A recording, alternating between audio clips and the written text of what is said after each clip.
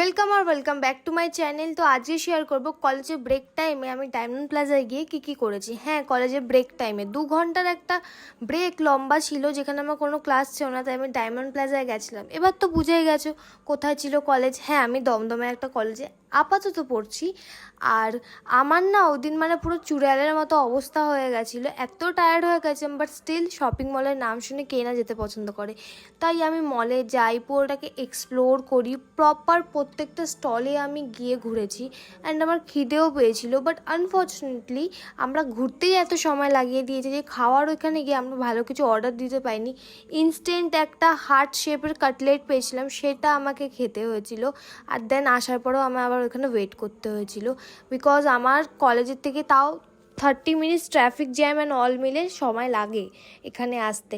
আর মলটা সত্যিই খুব ভালো ছিল। আমার খুব ইচ্ছা ছিল একদিন ফ্রি টাইমে এসে ঘুরবো, প্রপার মজা করব, গেম জোনে যাব।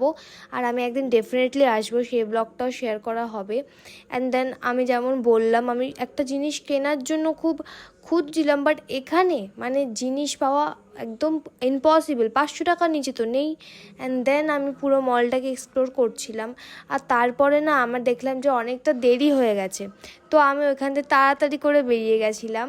আর দেখো, যেমন তোমাদের বললাম, আমি একটা ইনস্ট্যান্ট কিছু একটা খাওয়ার জন্য এই এত বাজে খেতে কাটলেটটা খেয়েছিলাম। তারপরে ওইখান থেকে বেরিয়ে আমি ক্রিমসে গেছিলাম, ওইখান থেকে একটা আইসক্রিম খেয়েছিলাম আর একটা আই থিঙ্ক স্প্রিং রোল ছিল, সেটাকে খেয়ে আমি আবার বাসে করে কলেজের জন্য এসে গেলাম। অ্যান্ড দেন কলেজের বাইরে এসে কিছুক্ষণ বসে ক্লাস করতে চলে গেছেন। And stay tune guys, tata bye bye.